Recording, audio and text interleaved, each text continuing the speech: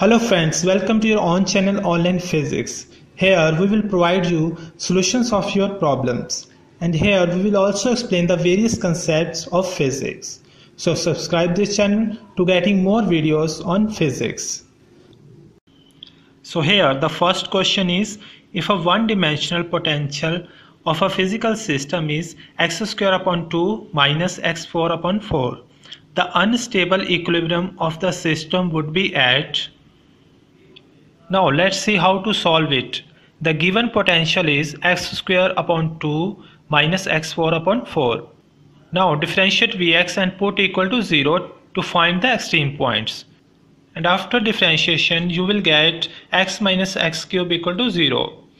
So the point you will get x equal to 0 and plus minus 1.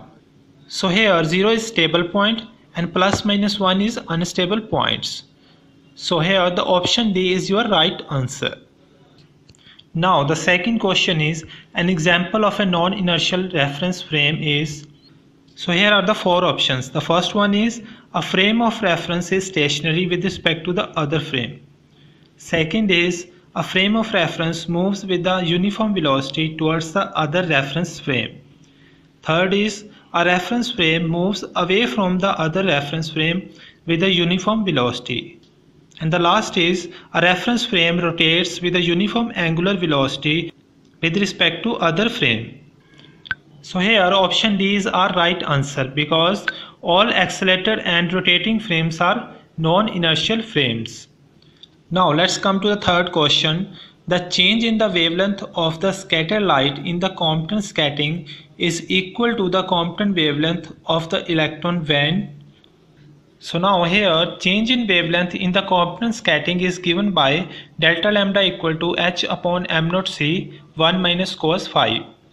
And Compton wavelength is given by lambda equal to h upon m naught c. So when phi equal to pi by 2, change in wavelength is equal to Compton wavelength. So here option A is our right answer. Now the next question is, the maximum value of the change in the wavelength of the scattered light in the case of Compton scattering is. Now here is the answer. The change in wavelength is equal to h upon m naught c 1 minus cos phi. So here for maximum phi equal to pi. So after putting the value of phi in above equation, you will get h upon m naught c 1 minus 1. So it will become 2h upon m naught c. So now here put the values of h, m naught and c and you will get 0.048 angstrom. So option B is our right answer. Now the fifth question is, Raman scattering experiment is important because it leads to give information about.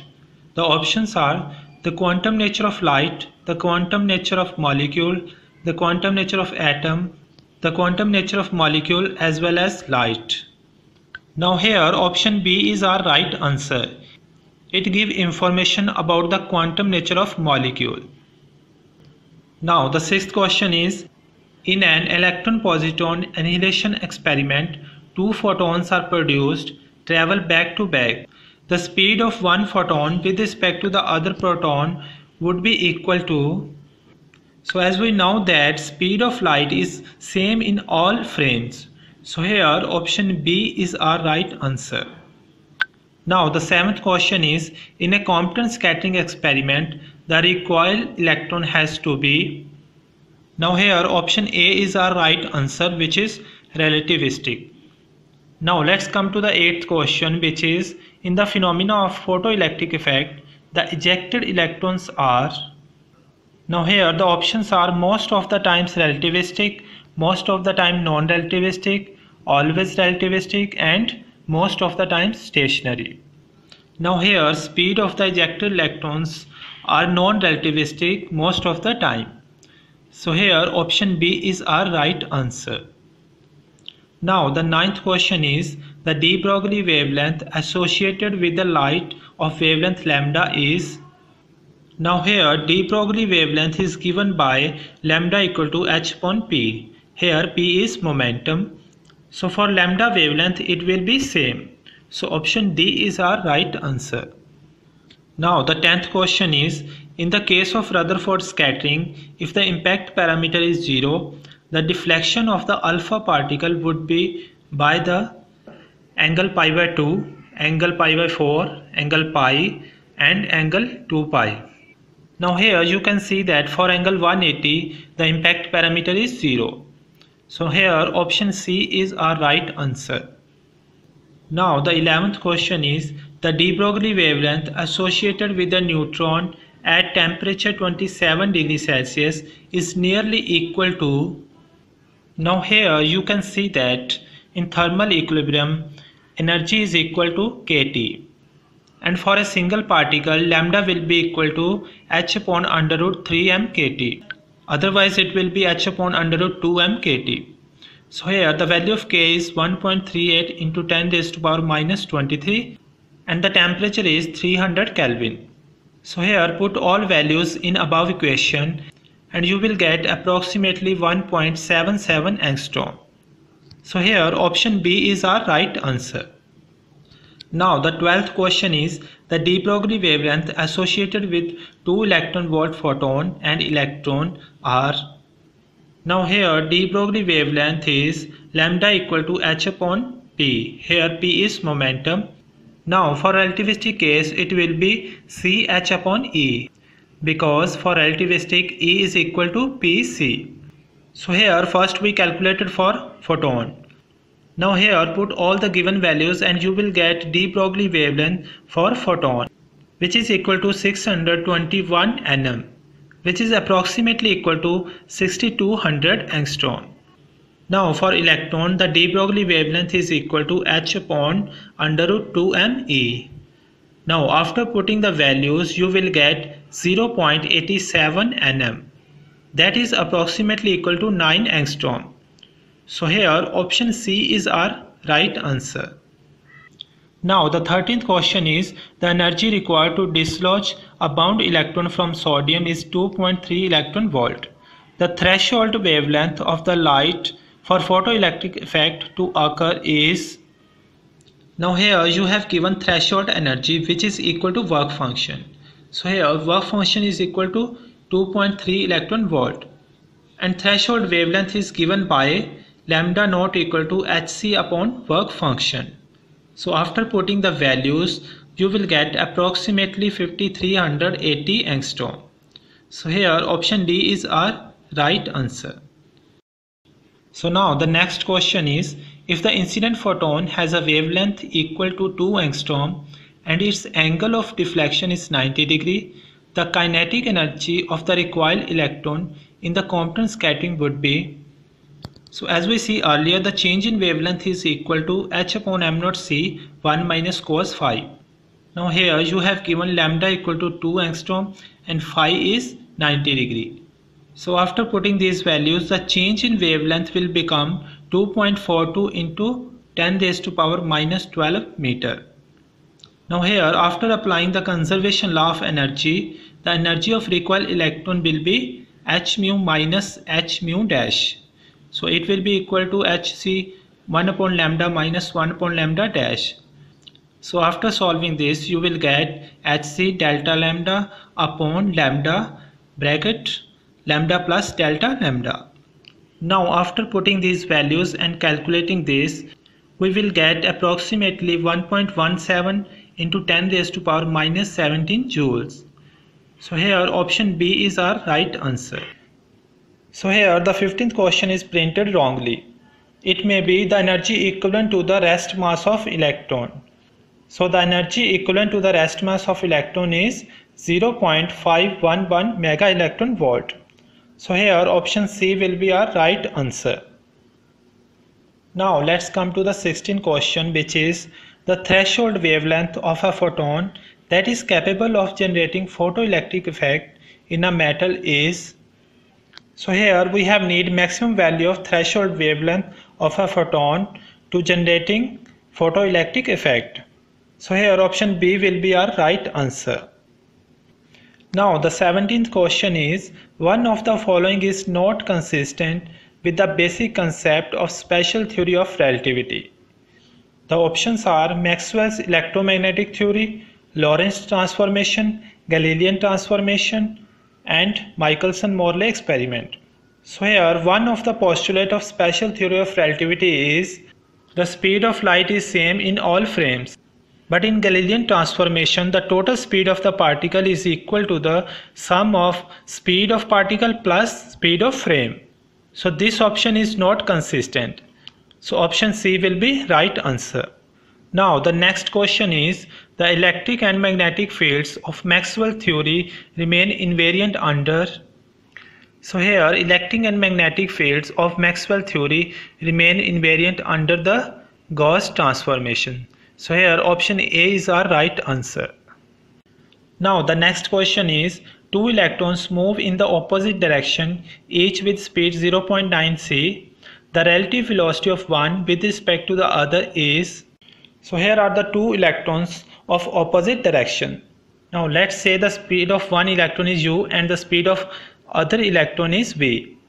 So the relative velocity v dash is given by v dash equal to u plus v upon 1 plus uv upon c square. So after putting the values and calculating this, you will get 0.99 c. So the option B is our right answer.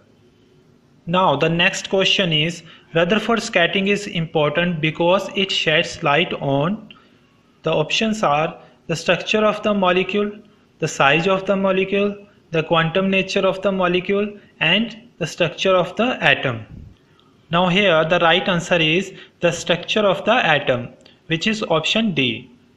Now let's come to the 21st, which is a rigid body is constrained to move freely on a plane. The number of degree of freedoms for this system is. So here for the body we have 3 degree of freedom and it moves freely on a plane. So for plane we have 2 degree of freedom. So 3 plus 2, the total will be equal to 5. So here option D is our right answer.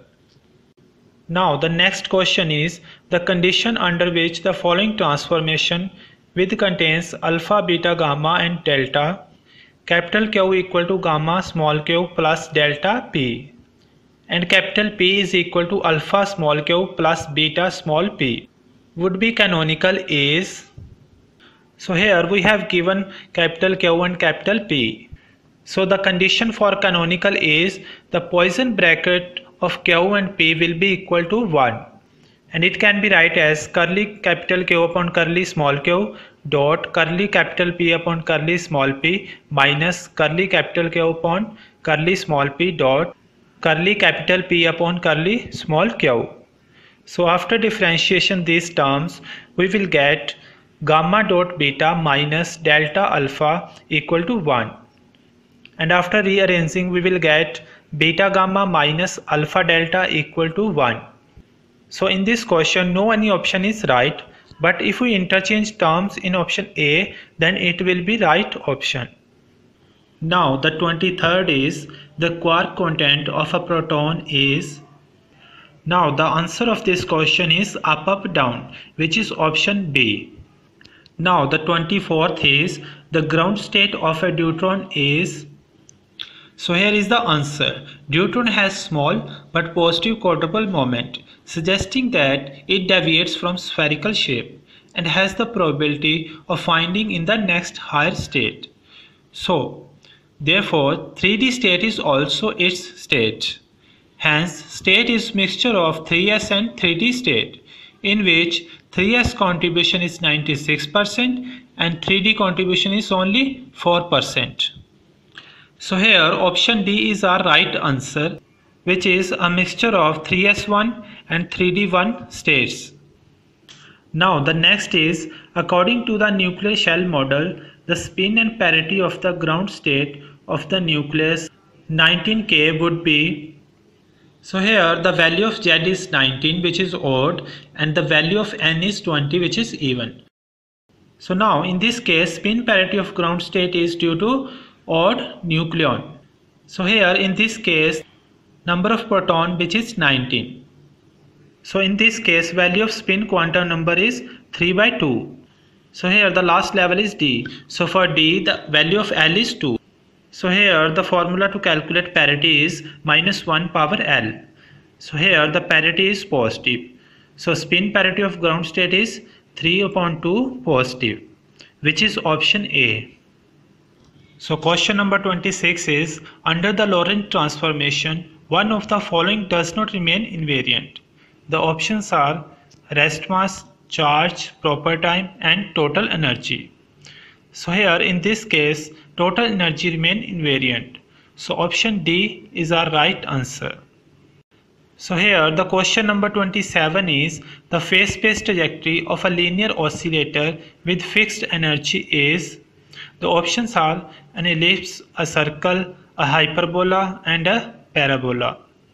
So when we draw the space trajectory for this system, we get an ellipse. So here the correct answer is an ellipse, which is option A. Now the question number 28 is, a current of amount 1.6 ampere flows through a bulb. The number of electrons that flow per second is. So here, as we know that 1 ampere is equal to 1 coulomb per second. So charge on 1 electron is equal to 1.6 into 10 raised to power minus 19 coulomb. So 1.6 into 10 raised to power minus 90 is current by 1 electron. So then the total number of electrons in 1.6 ampere will be equal to 1.6 upon charge on 1 electron, which is 1.6 into 10 raised to power minus 19. So this is equal to 10 raised to power 19. So here option A is our right answer. So now the question number 29 is, the number of generalized coordinates required to describe the motion of a rolling cylinder without slipping on an inclined plane is. Now here you can see that we have need two coordinates to describe this motion. The first one is radius of cylinder and the second is angle. So here the answer is 2, which is option B. Now let's come to the last question of this video. The question is, the constants of a rigid body is. The options are conservative and anomic, conservative and scleronomic, holonomic and anomic, and the last is non-holonomic and scleronomic. Now here are the definitions of these constants. The first one is holonomic. Constants on the position of a system of particles are called holonomic constants. The second is non-holonomic. All constants that are not holonomic are non-holonomic. Now the next is anomic. Constants in which time explicitly enter into the constant equation are called anomic constants. Now the last is scleronomic. The constants in which time is not explicitly present are called scleronomic constants. So now in this question the correct answer is conservative and scleronomic, because here the time is not explicitly present. So option B is correct answer. So these are the 30 questions and we will discuss all the remaining questions in the next videos. So thanks for watching. Subscribe for learning and share for helping. Share this video to all your friends so they will also get the benefit from this. And last thing, please don't forget to like this video. Thank you.